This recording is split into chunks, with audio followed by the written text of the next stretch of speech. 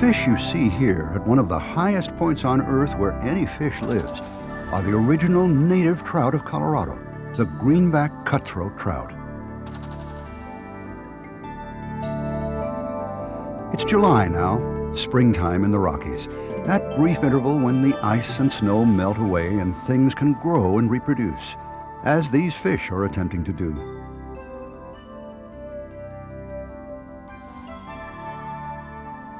Like their relatives, the salmon, greenback cutthroat trout develop brilliant reddish coloration during their spawn. In the male greenback, these colors can look so bloody it appears that its throat has been slashed, hence the name cutthroat. Even when young, the greenback is strikingly attractive. When fully mature, however, there may be no other fish in the world more beautiful. But there's something even more special about the greenbacks. Over the millennia, they traveled thousands of miles, somehow crossing even the Continental Divide, to end up in the highest mountains of Colorado. But the incredible journey of the greenbacks still hadn't ended. Shortly after American pioneers arrived, the fish vanished so quickly they were soon thought to be gone forever.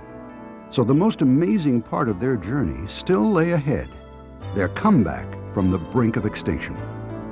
Thanks to dedicated biologists, concerned government officials, and the help of volunteers, restoration of the greenback cutthroats is one of the great success stories of the Endangered Species Act. Today, they are finally safe to be enjoyed once again by the public. But how did these fish get to Colorado in the first place? According to scientific theory, our story begins in the North Pacific Ocean, where for millions of years an ancient fish swam these deep, cold waters. Over time, this fish evolved first into salmon, and then later into rainbow trout along the Pacific coast. From rainbows, the family tree branched again to become the earliest cutthroat trout. This coastal cutthroat is still living today along the rocky shores of the Pacific Northwest. But about 2 million years ago, climate and water conditions allowed the coastal cutthroats to swim far into the interior, beginning in the mighty Columbia River. From the Columbia, the fish entered the Snake River in Idaho, eventually reaching the high mountain headwaters of Yellowstone National Park. About 1 million years ago, these fish were cut off from the ocean by a giant waterfall, and from that point on, evolved in isolation. Gradually, they became what we now call the Yellowstone cutthroats. Then, about 50 to 100,000 years ago, an amazing thing happened. The ancestral cutthroats somehow crossed over the high mountain passes to the south, spreading downstream over the Colorado Plateau, and then up the Colorado River. How was this possible? Scientists say that most likely the fish were able to climb over these passes by way of ice dams or landslides.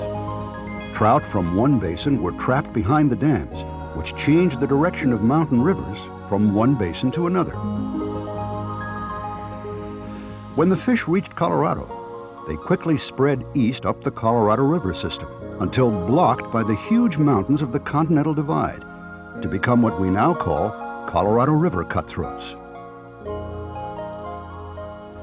Then, 10 to 20,000 years ago, the fish made another miraculous crossover, probably to the headwaters of the Poudre River.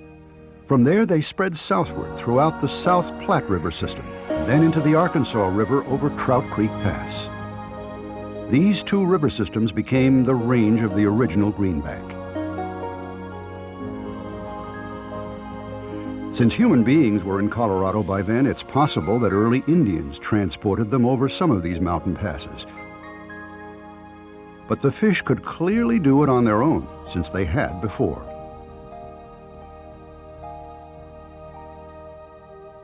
It still seems like a miracle, given the rugged terrain they had to cross. For thousands of years, the greenbacks prospered in eastern Colorado, until the arrival of the most formidable test they'd ever faced, the American pioneers. In scarcely more than the blink of an eye, the fish that took millions of years to evolve and travel to Colorado from the ocean were almost wiped out forever. When gold was discovered in Colorado in 1858, people poured in from all over the world to seek their fortunes. When they got to Denver, they found the rivers full of Rocky Mountain spotted trout, as greenbacks were known then, which were both easy to catch and good to eat. Well, they were very plentiful, actually. If you went back 200 years ago, they're extremely plentiful. The reason they declined is overharvest and the introduction of non-native fishes. As people moved into the area, there wasn't the Albertsons and McDonald's to go have lunch or pick up groceries. People lived off the land. They shot deer, they shot antelope, and they fished. And since this area was a big mining area, people came in here, and there weren't really, when you get back into the early 1800s, there were no laws, as we know them today, that regulated harvest of fish. The pioneers were also very destructive to the greenback's habitat. They cut down the trees that once lined the riverbanks and deforested the mountains to build their mining camps. They tore up the streams in their search for gold, dumping their mine tailings and garbage into the streams.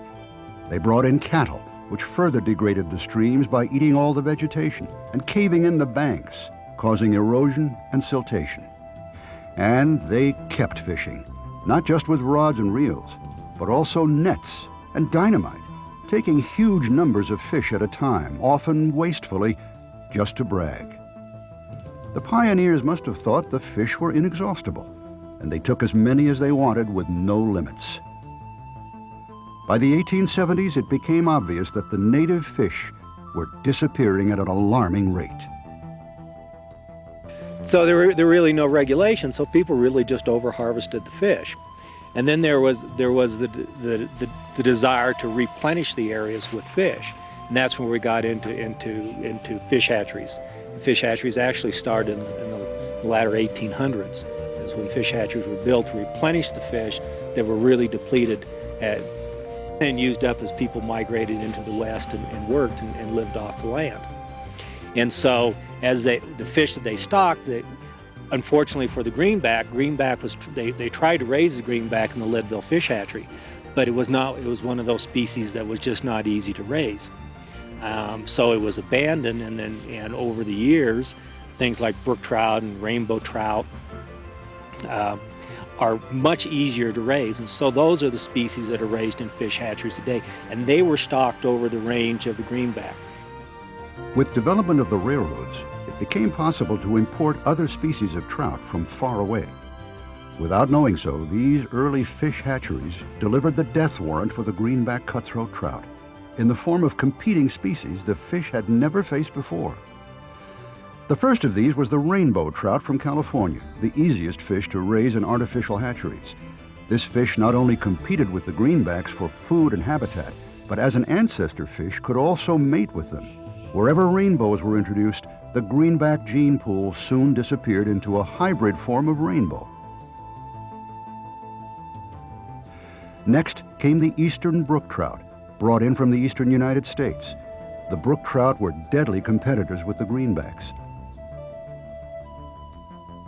Since they hatched in the fall, months before the greenbacks spawned in the spring, juvenile brook trout monopolized the food supply before baby greenbacks were big enough to compete.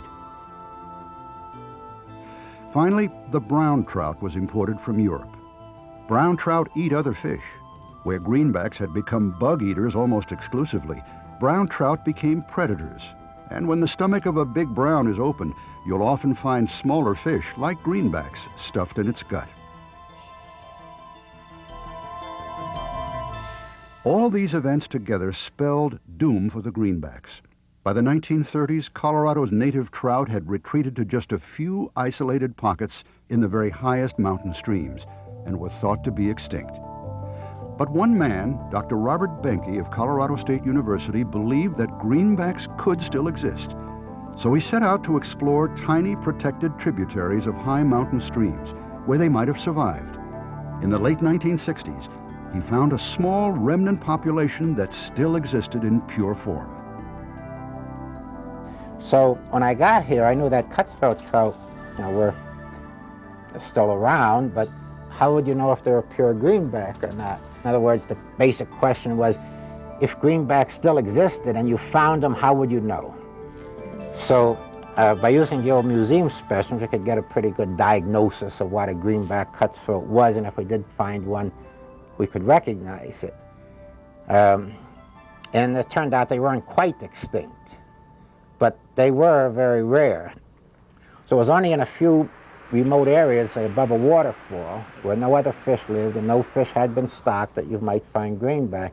And we found at the campus, the University of Colorado had what is called the Arctic and Alpine Research Station down near Netherland area. And faculty there told us there was a funny looking trout lived in this little creek that went through their property. And it was a tributary to North Boulder Creek. It has a big waterfall on it. And we went down there, and sure enough, we got a fish that looked very much like those fish in old museum bottles from 100 years ago. And everything since then has turned out, yes, they were a pure greenback. And that was our first source of greenbacks to stock in other streams to restore them. Benke and his fellow scientists pushed for the government to save the fish and try to bring it back. With passage of the Endangered Species Act in 1973, the first restoration projects began in Rocky Mountain National Park.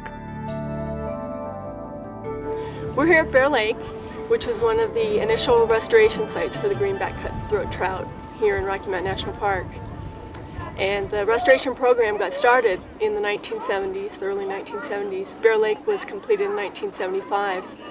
And since then, we have completed 19 restoration projects, and 11 of those have become stable reproducing populations.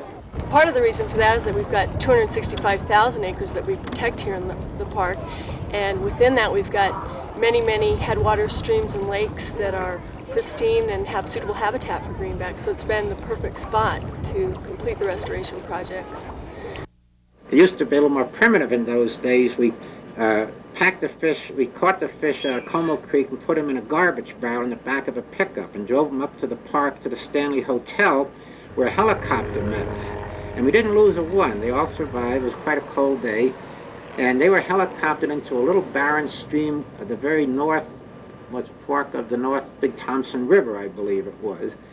And they were stocked. And so that was our very first, I said, greenback restoration in the park. Under the Endangered Species Act, a greenback recovery plan was created, and a cooperative recovery team was put together, including officials from the Park Service, Fish and Wildlife Service, Forest Service, BLM, U.S. Army, and the Colorado Division of Wildlife. The team leader was Bruce Rosenland, who's been working on greenback restoration projects for 20 years. These projects were so successful that the greenback was soon downlisted from an endangered to a threatened species status. Now let's follow along as a greenback recovery crew goes into the high country and see the actual process of restoration at work.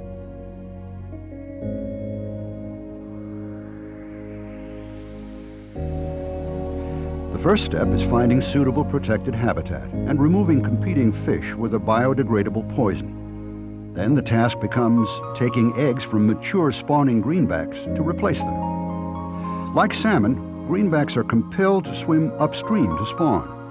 From a pond, they'll go up an inlet brook, even one as tiny as this. And if they can't get up an inlet, they'll settle for an outlet and swim downstream instead.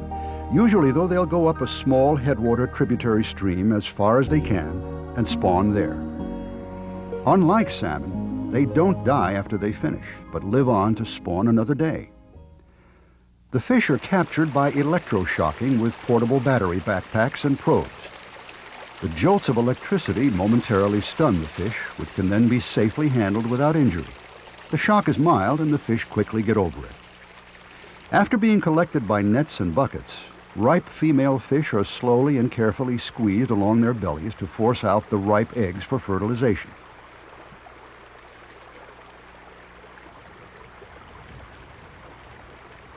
In a similar way, male fish are gently milked of their sperm, called milt.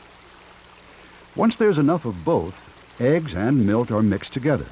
Fertilization happens almost instantly, usually within 30 seconds.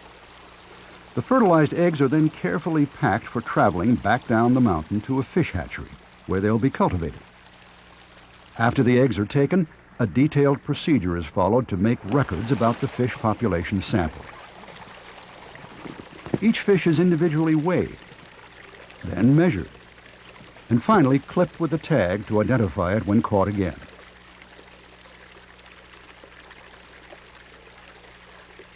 When all the measurements are recorded, the fish are returned to the stream. In an hour or two, they're back to normal. Now the scene shifts to the hatchery, a safe, controlled environment where survival is often 30 times what it would be in the wild. The fertilized eggs brought back from the mountains are spread out in trays and placed in incubators, where they're given a constant flow of pure cold water, simulating natural stream conditions. In a few weeks, the eggs hatch into what are called sac fry. In the first days of life, they live off their yolk sacs, much like a tadpole. Gradually, they become swim-ups, meaning they're old enough to leave the nest and compete for food. By the time they're a year old, they're 2 or 3 inches long, big enough to put back into the wild and start a new population of greenbacks.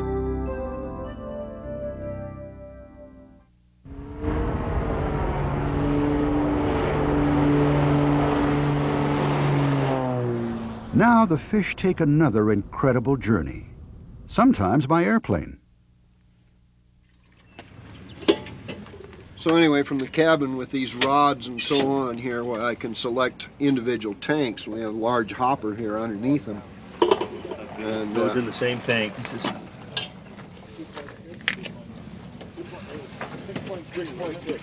then I can trigger the dump on the bottom hopper with an electronic trip on the yoke. And our optimum situation is about 75 feet high and about 65 miles an hour. And that presents some problems on some of the lakes because you have such a steep descent to make into the cirque. But we take what we can get, and we find our mortality's 3-4% Is that all? on the drop. Really? That's Predation probably takes more fish than the drop does.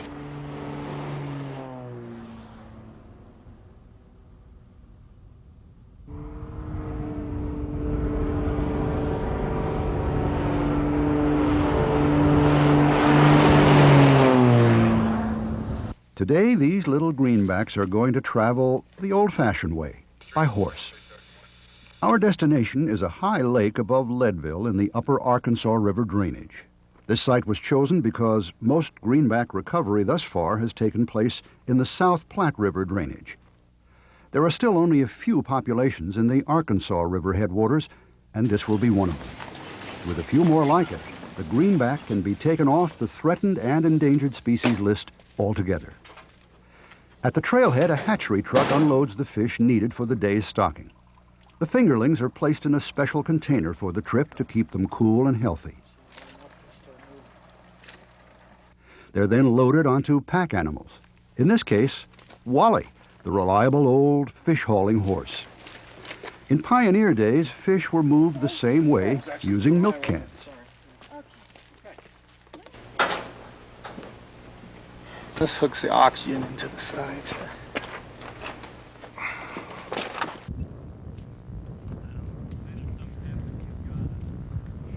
Well, you know, you get the fact that they're being used to support fish. We got the extra fish. Well, this is a good site here because it gives you kind of an overview of the project here. When we started the project.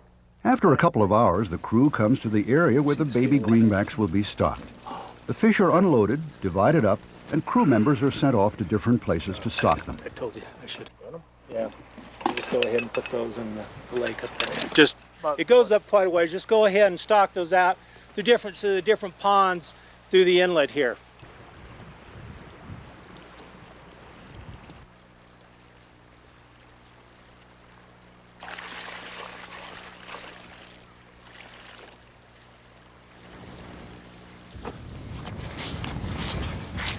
Start.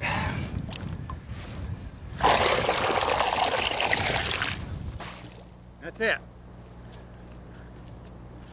Go forth and prosper. They'll grow at the rate of about 3 inches a year until maturity.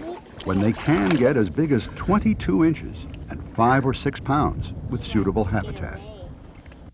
When the Endangered Species Act was enacted, we only knew of about 3,000 greenbacks that existed that was left in the entire state, or I should say 2,000 greenbacks that was left in the entire state. To give you a feel of how few fish that is, today on this upper basin here, we've stocked 6,000 fish.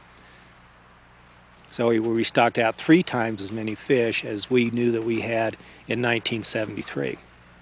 If everything works out as we want it to, this will be the last year we'll have to stock it, and this will end up establishing a stable reproducing population of wild fish, and that's our ultimate goal in here, is having a wild population of greenback cutthroat trout.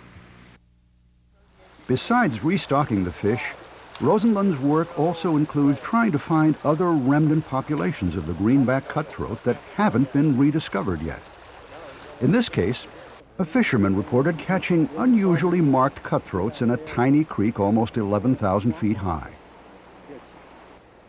When identified as pure greenbacks by Dr. Benke, Rosenlund organized an expedition to check it out. With consent from the private landowner, a survey crew hiked in to test the creek by electroshocking and fly fishing. The first fish was taken by the fishermen, showing how eager the greenbacks are to take any food they can get. Rising out of the depths, a fish whacks the fly. This thrilling attack is the fisherman's greatest joy. It's definitely a greenback. The really large circular spots concentrated towards the caudal fin or the tail fin. It's very characteristic of the greenbacks.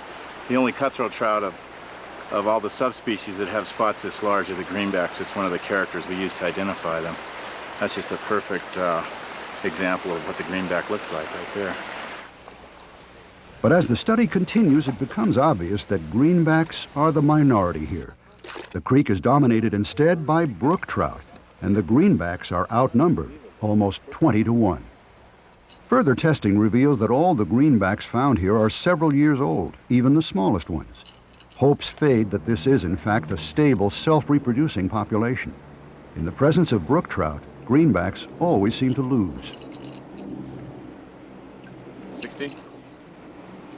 220? It's still a mystery how this population of greenbacks survives, but they do, and that makes them all the more important for future research. Another part of the recovery process is the help of volunteer groups who donate their time to help government officials undo the damage of the past. At this site, which looks so lovely now, there was once a huge trash dump left by woodcutting and railroad activity in the 19th century. The Wild Trout chapter of Trout Unlimited from Denver took on repairing this creek as a special project.